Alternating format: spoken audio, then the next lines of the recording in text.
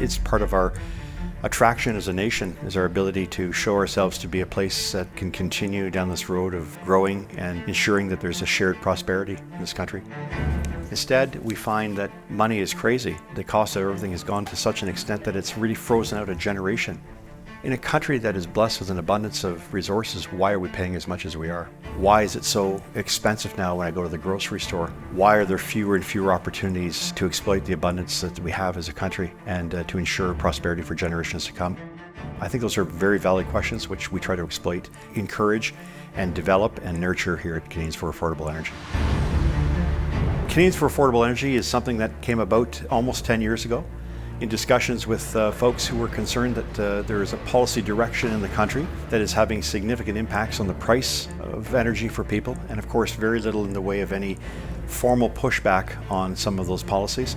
If a country like Canada can allow itself to force higher prices on people in an environment that is extremely cold and often very unforgiving, then I think we have a very serious problem on our hands, and it is very much in the not just political dimension, but also those who depend on the arguments made by politicians or those out there who make a lot of money accessing public dollars to be able to reinforce the message that you should do with less and that we should not have this abundance shared not just with Canadians but with the rest of the world. The country is no longer attracting capital, it's no longer creating, it's no longer innovating. Our per capita productivity has tanked.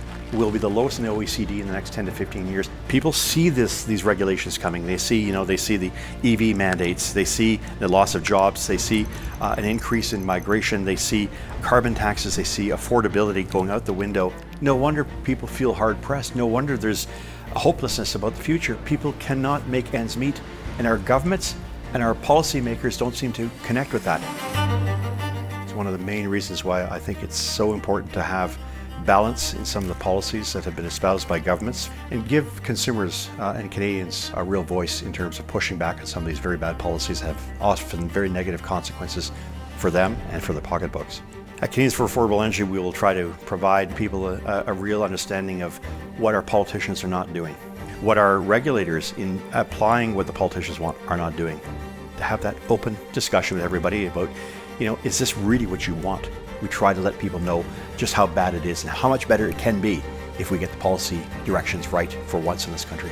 So I would say, please come learn with us at affordableenergy.ca. Let's have this discussion together. We can make a more prosperous country together.